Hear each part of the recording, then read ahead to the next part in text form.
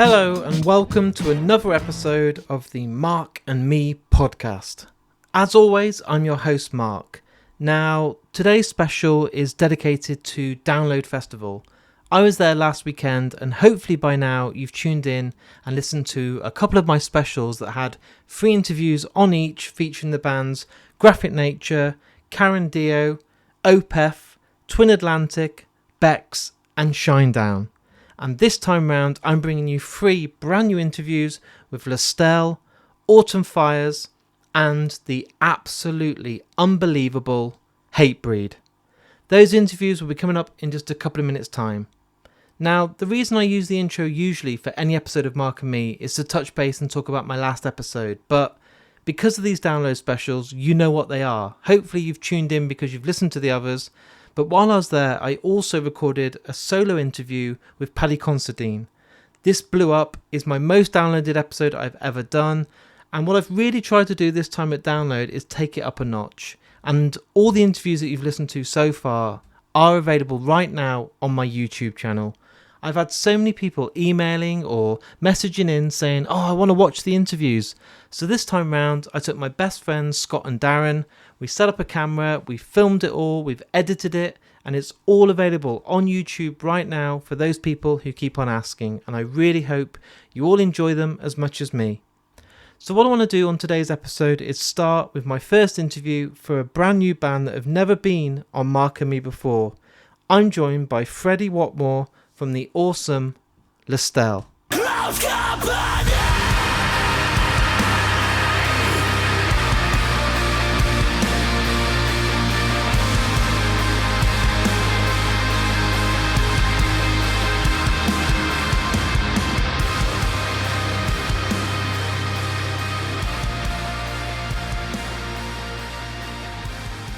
Welcome to the Mark and Me podcast.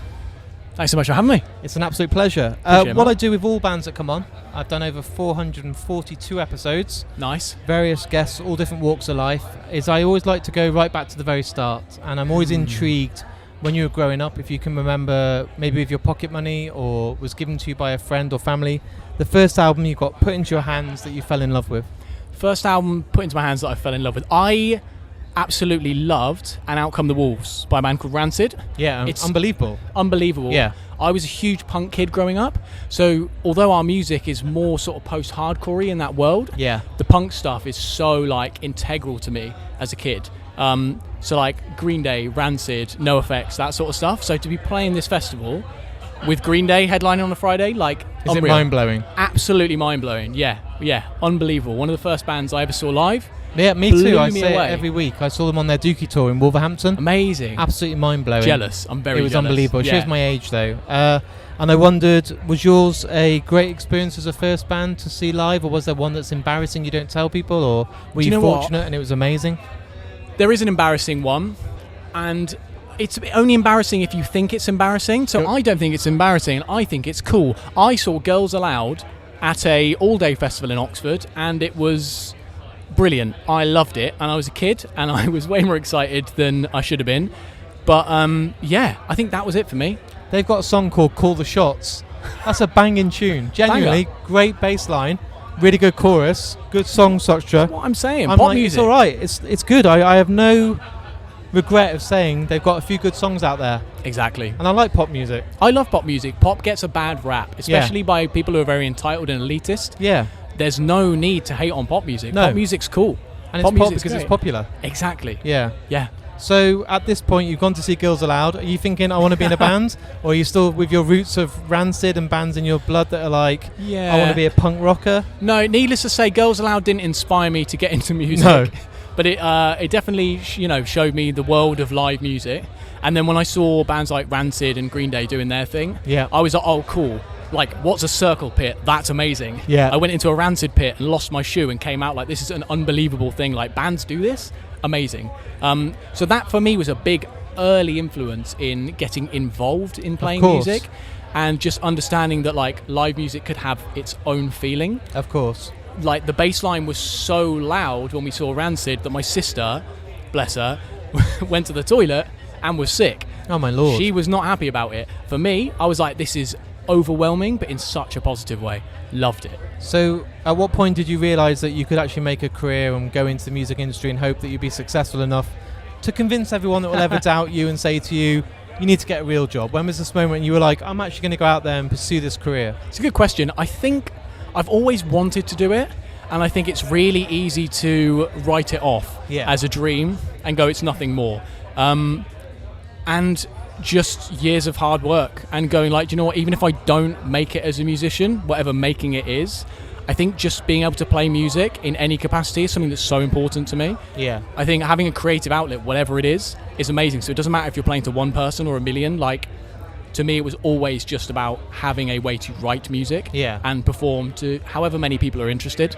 I've loved music my whole life, from being a kid and learning how to play Green Day songs on an acoustic guitar to like playing the Dogtooth stage at Download. Like, it's been a journey. Isn't it beautiful though that you can sit there, listen to Billy Joe Armstrong playing songs and realise that if you want to play songs like When I Come Around, it's 4 power chords. Yeah. And it makes you realise that anything is achievable. When you're idle, you can do something they're doing. Yeah, 100%. It is relatable, and that's what I love about like punk music. Of course. It's so needlessly simple. You know, it doesn't need to be overcomplicated. It doesn't need to be like the most techie thing in the world. And I actually love like prog and metal and stuff like that as well. But to me, there's something so beautiful about writing a simple song and having just a melody that sticks and catches.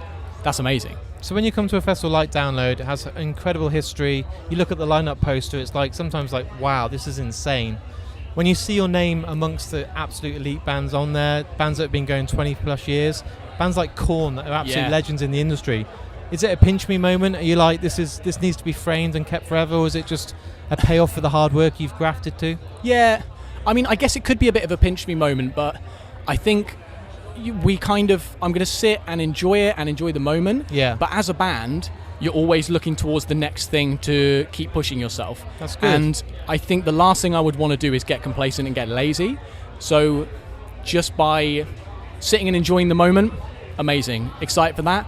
But we're already looking at the next thing. You know, we've got the headline tour we're doing in September. That's the thing that we're then going to be pushing. We've got a new record coming out in September as well. And you've always got to look forward. Of course. The problem is, if you spend too much time looking forward, you never enjoy the moment. So I think it's really, really good and important to strike a balance between those two. It's hard because you don't want to be complacent ever. But at the same time, if you don't stop and see how far you've come, I worry that it'll be over before you know. 100%. And I use the theory, and I've said it on a number of podcasts, is you go and get married. If you don't step back on your wedding day and see the cake, you see the guests, you see what happens, it's only when you get the photos you realise what a big event it was. Yeah. Within a music career, if you do not take that moment to step back and be an outsider and look at how you weren't on that stage a year before, and more people are singing back to you, more people have bought some CDs and T-shirts, and at your gig, actually, you've noticed that there's a lot more new faces. Yeah. You will never be able to really appreciate the hard work and the graft that has led you to those moments. Yeah. I think the fear is of being lazy. Of the course, fear is of not looking forward because, you know, not pushing yourself is obviously something that everyone is terrified of and just resting. At the same time, I think that's a big thing this weekend. You know, it's a good thing about music festivals is it's a chance to reflect and just enjoy it. And I think that's what I'm going to do this weekend. Make the most of it. I speak to a lot of bands at the weekend, especially at Slam Dunk last weekend. They come in, they play, then they have to leave. Have you got the opportunity this weekend to like let your hair down and say, well, actually, I want to go and watch Sleep Token, I want to go and watch Korn, I want to go and enjoy other bands and kind of get inspired by what else is going on? 100%. My hair is very much down. It will be even more down by the time we finish tomorrow. Yeah. And when we've played, and I'll just sit in that moment, going to enjoy it. Going to watch Sleep Token, going to watch a bunch of bands that I love. Like, I'm very excited to just enjoy it. So the first half of this weekend is like chaos. You know, it's chaos, meeting everyone, but there's beauty in that as well. And then there's a bit of rest and just sitting in the moment and enjoying it. Compose yourself. Get ready. Do you still get nervous? Are you looking at tomorrow's set thinking, there's a lot of good bands on? Yeah. I was a bit nervous walking past the Dogtooth stage earlier because I saw it and was like, that is pretty massive. We're a relatively small band, and to be given that opportunity, it's amazing.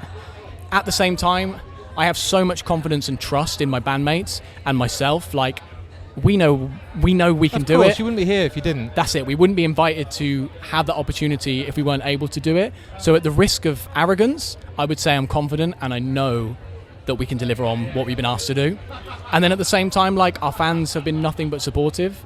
Us playing here, like, every single person I've spoken to is so excited to share in that enjoyment and share in the moment, because it's a victory for us. It's a victory for them as well, because they've helped us get to where we are. That's amazing. And I suppose when you come to a festival like this, you then leave already knowing you've got new music coming, you've got tour dates coming. So anyone that has discovered you this weekend goes home and goes, I'm going to check them out again. Yeah. It's great you're not keeping people waiting to then get the next slice of you. 100%.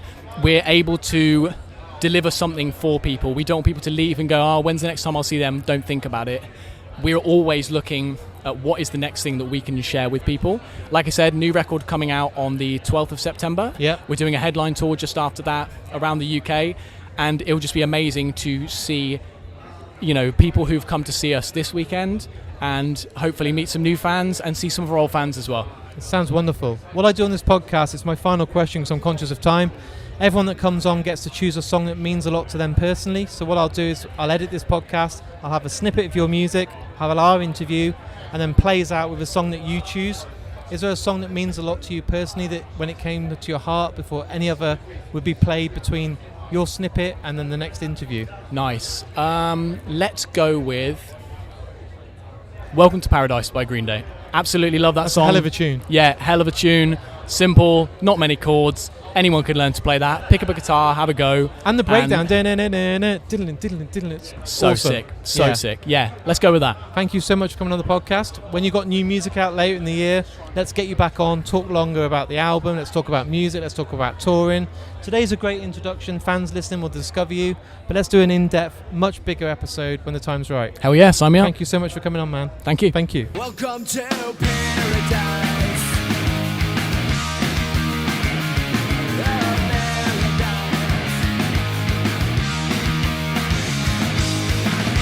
My God, I absolutely loved that interview. It's a great one to kick things off today, and LASTELLE are a band that are going to be absolutely huge. Everyone was talking about them at Download. Their show was absolutely phenomenal. I've been listening to them since I got home, and they're absolutely awesome. So thanks so much for LASTELLE coming on, and if you get a chance to see them on tour, go and do it. Go and buy their album and just check them out, because you will not be disappointed. Next up is a brand new band as well. I love doing this. I love having brand new bands for you guys to discover. And this time I'm joined by the band Autumn Fires. They actually won a competition to play at Download Festival, so I love the story behind this. And I don't want to go into it too much because the interview itself will tell you more about it. But they've just signed to Marshall Records, they've got a huge album on its way, and I'm joined by Charlotte from the band. So here we are, talking all things Download Festival.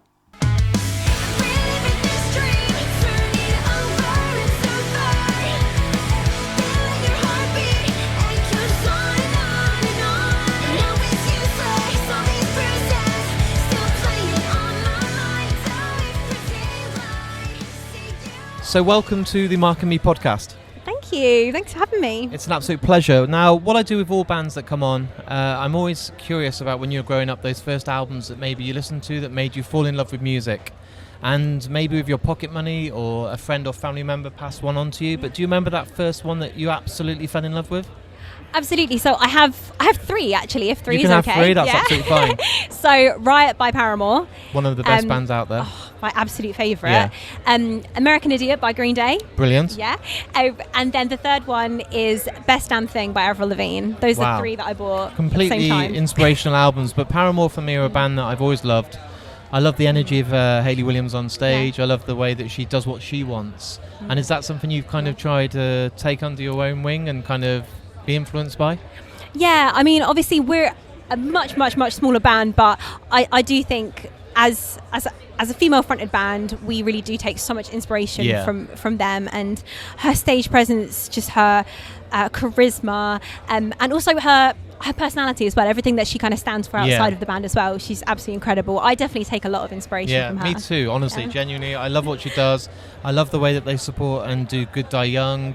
I love the way that they support charities, and they just seem like really nice people. What about live music? So I'm a lot older than you, but when I first went to gigs, one of my first was Green Day. So I was really blown away by them. I was absolutely mesmerised by their stage show. And I wondered, were you lucky with your first ever gig?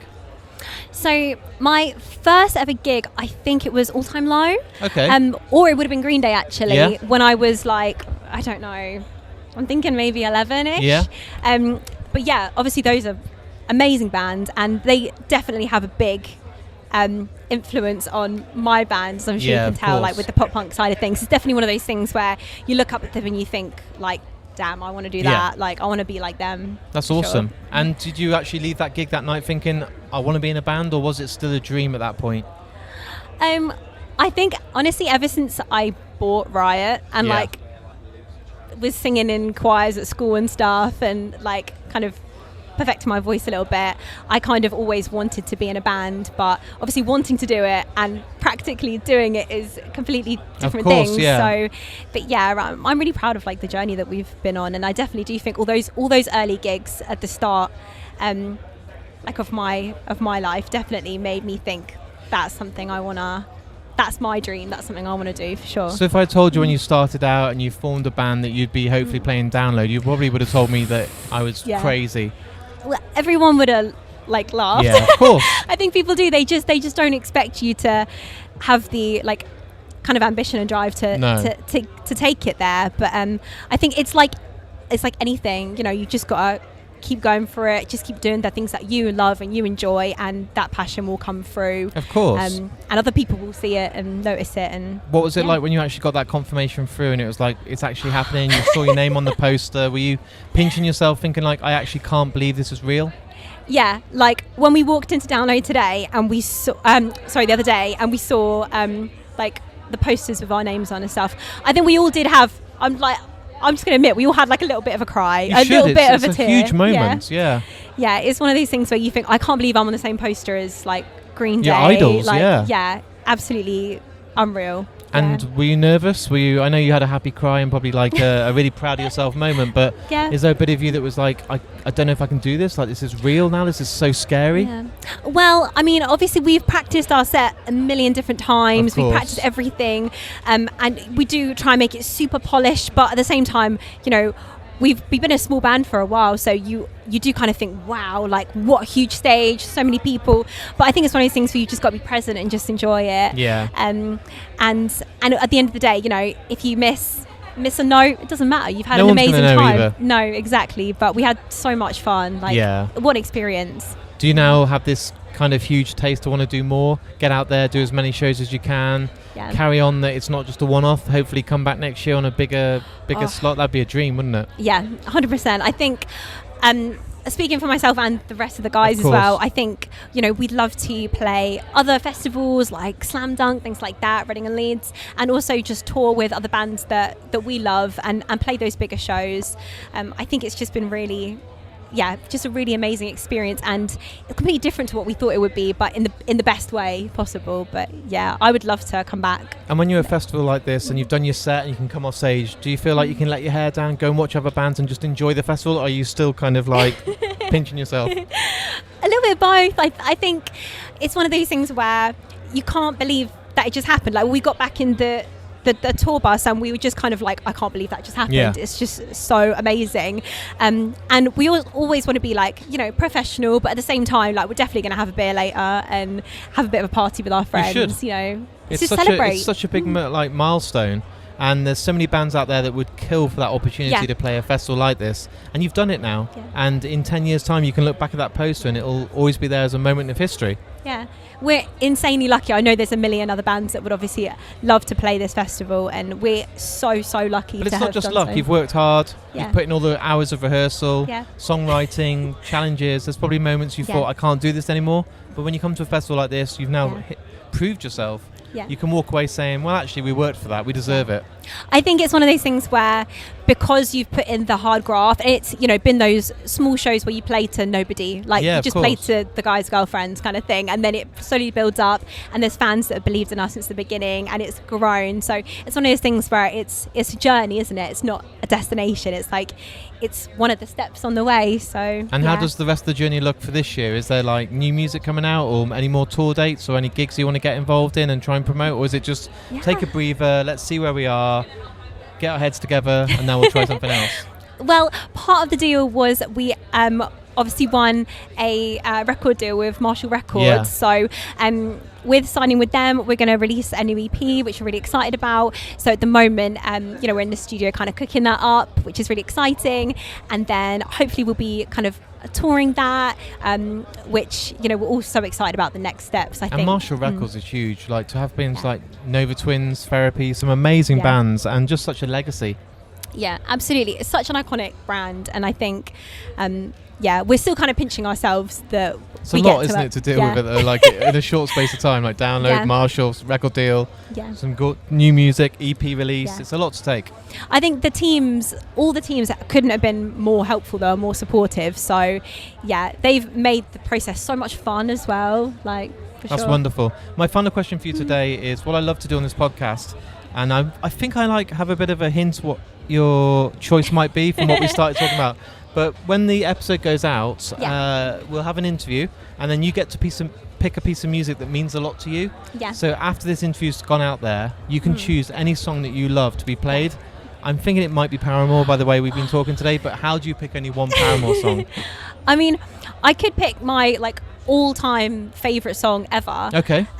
So that's what you get by Paramore. I love that riff. Yeah. And it's one of the first songs I ever heard by them. And I love the fact that it's just energy.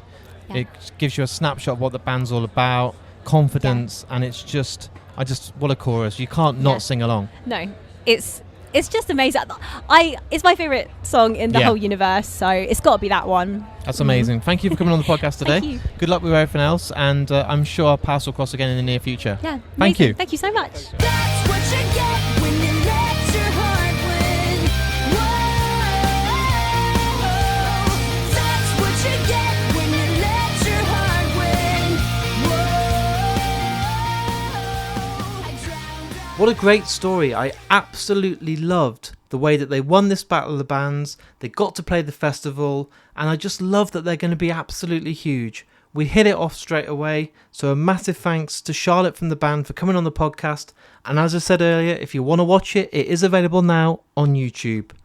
Right, my final interview for these specials. It's got to be a big one, and my God, I'm so thrilled that I finally got Jamie Jester from the absolutely incredible Hatebreed on Mark and Me. From my eyes, now is the time for me to rise to my feet.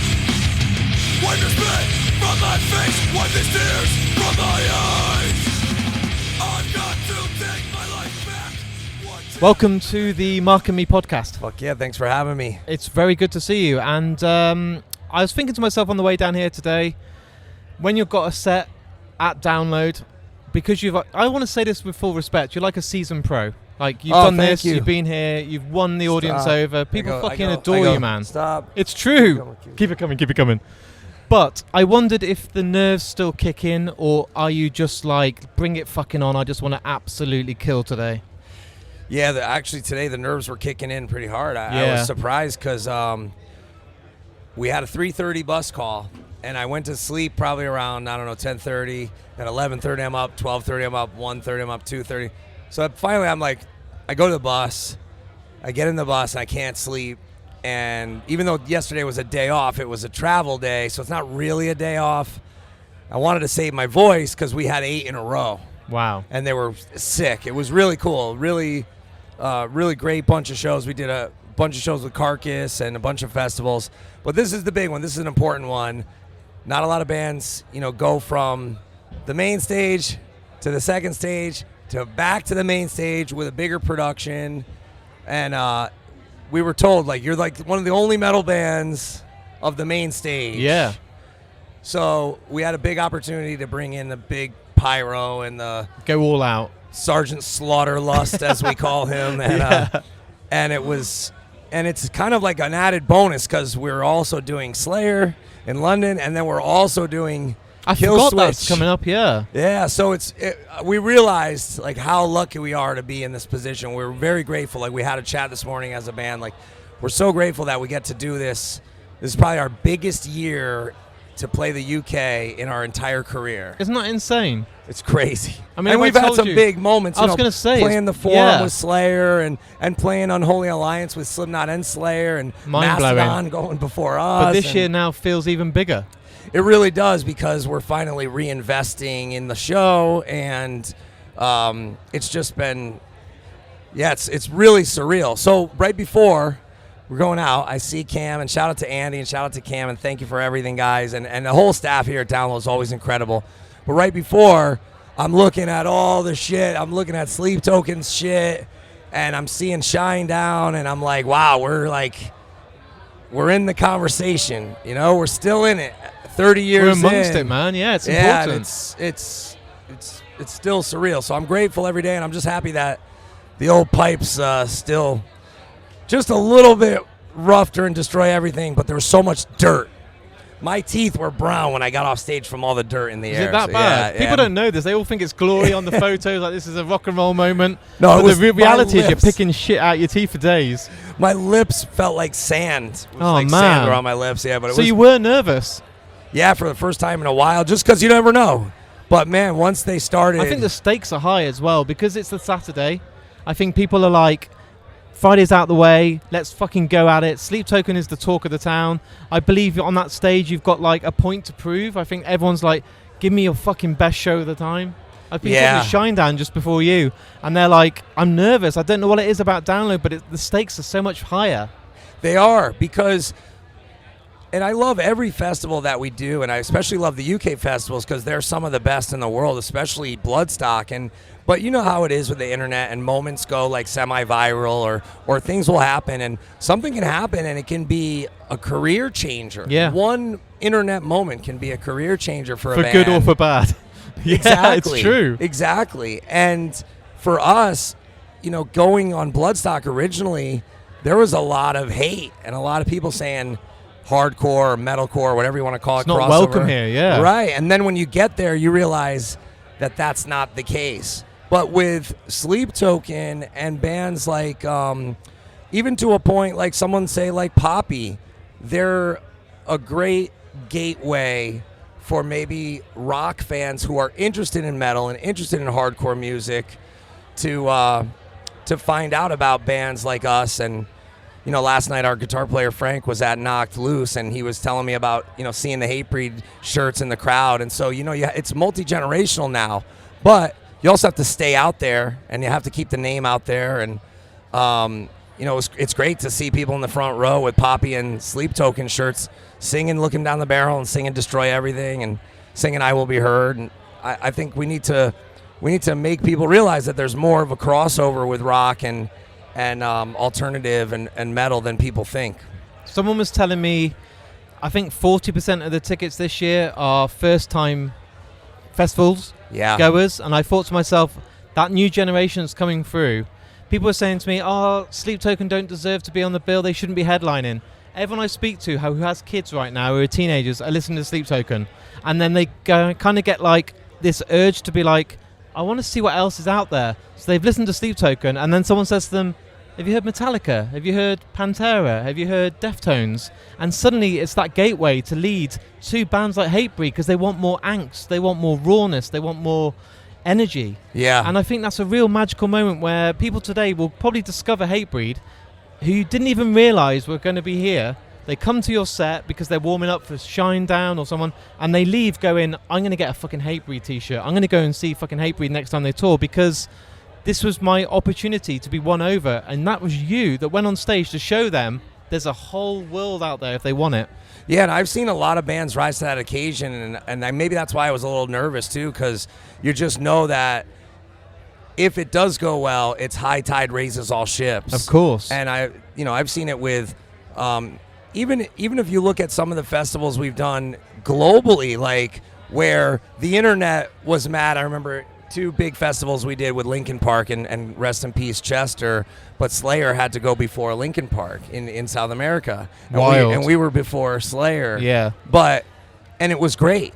And people stayed for Linkin Park. A lot of the same people, believe it or not, because their girlfriend loves Linkin Park or their little brother loves Linkin Park. Yeah, or they Park. have memories of growing up with them. Right, and maybe they were really into Linkin Park when they were younger, but then they gravitated towards heavier music and got into Megadeth and Slayer and Lamb of God and Hatebreed, and so it was nice to see. And then we were at the same hotel as Linkin Park, and we would go back to the hotel and we would see a lot of Hatebreed shirts out there too, and that's not what the algorithm would tell you. No, of course. If you go to a Linkin Park video on YouTube, you're not going to get suggested a Hatebreed video. So they've gone out of their own way to discover it. Right. And so same with Sleep Token. I just did a Josta show. I had a little solo show we call Thrash Thursdays. We're doing them every month. It's like a year residency, one per month at a small venue. And both of my meet and greets, I had 2 Sleep Token shirts in the meet and greet, and I said, Hatebreed's going to do a big festival with them. I said, which song should I check out? And they all gave me different songs, and I listened to them yesterday, and I was really surprised at just sort of how eclectic the sound is. Not just incorporating pop and electronica and even sort of like maybe blues and R&B. There's everything. It's literally but then everything. Also like distorted guitars and heaviness. So there's no more gatekeepers.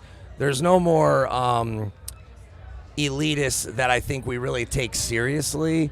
You have to That's important. be open-minded. Yeah. And you have to realize that when someone else is having their moment, it's not going to get you to your moment to try to diminish their moment. Yeah. And I think we, as a community, as a metal community and hardcore community, we need to realize that more, because someone else blowing up and becoming the headliner download doesn't mean that it's going to be different for anyone who's also going to be on the come up, say, in the next 5-10 years. And there's enough cake for everyone to have a slice.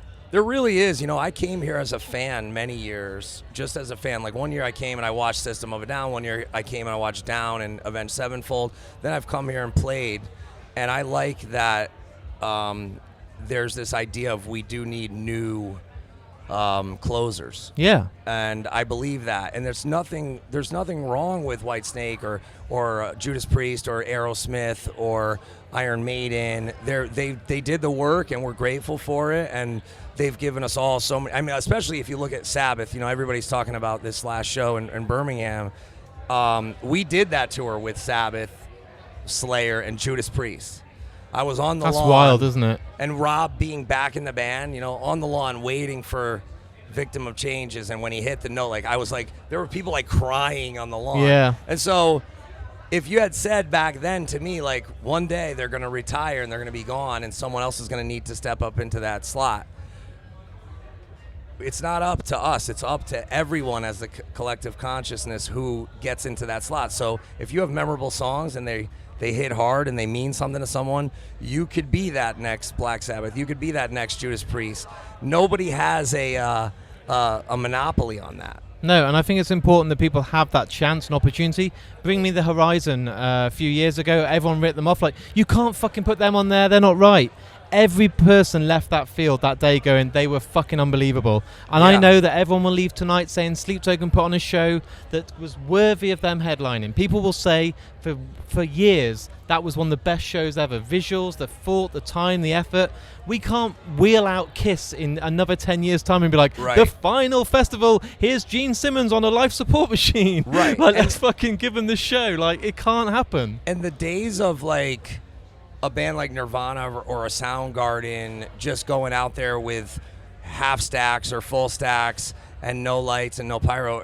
Unfortunately, those days are behind us, and it doesn't mean that those days mean any less. Yeah. Because I would love it if they were still around. It pains me to think that we'll never get another Cornell Soundgarden set. I was there at Grass Pop and watched it. And I never got to see him. And it was incredible, but that unfortunately is just how fate played out. And so now when you see a Sleep Token or a Bring Me the Horizon, who I think, or even say a Parkway Drive, who I could see maybe rising to the occasion one day and headlining here, it's not like it all goes into their pocket. They put it into the show. It's true. And the show, I was up there and I think they got a fucking waterfall. I think they're planning it looks like a whole waterfall's down the middle of the set. I'm like, this is Spoiler. crazy. So yeah.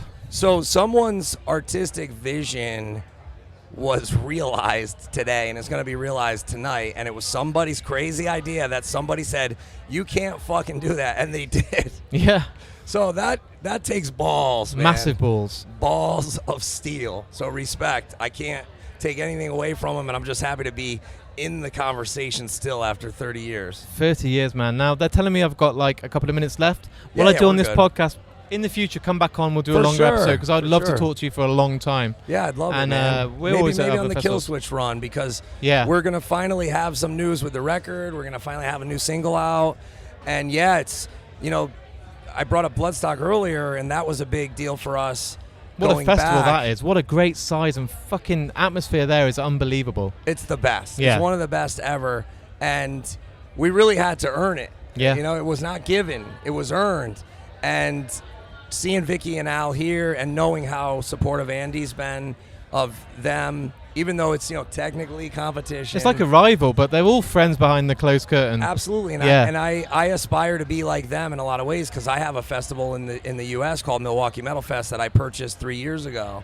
And I've dealt with the same sort of criticism, because I put Slaughter to Prevail as a headliner one year, and I put Mr. Bungle as a headliner one year. Oh, man. And sometimes people are like, they're not a headliner. Mike Patton would be that's awesome. They rose to the occasion, and they were the headliner. I've had Dave Lombardo on the podcast. What a fucking legend he is. Legend. And they were great. And then, on the Friday we had Blind Guardian last year. And can we come one year as press and just come and do you really interviews? should. You would Fly love us it. free over there. We'll have a fucking party. You should. It's really building to be something great, and I couldn't have done it without seeing the lead and the charge that they've taken, Andy and Cameron and Vicky and Al and everybody, the whole crew and the staff behind the scenes. And like I said earlier, this is like a bonus. This is like gravy on top, because obviously we'll be back next month with Slayer for their final London show, which I still can't even believe we're getting able to do that. And then, we're being able to do that. And then back, I think we're doing like Wembley, or the side room at Wembley, or the smaller.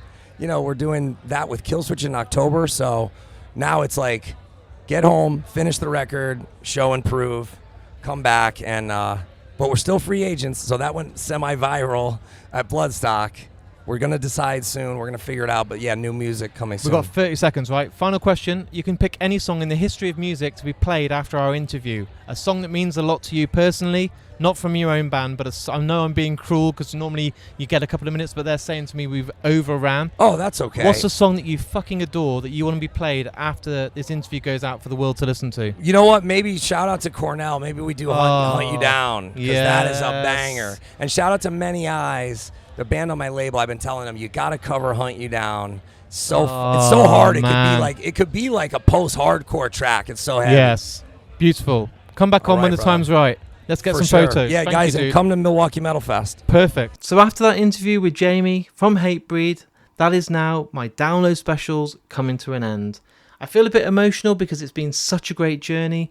It was a lot of work, but I loved absolutely every minute of it, and I'm already looking forward to 2026.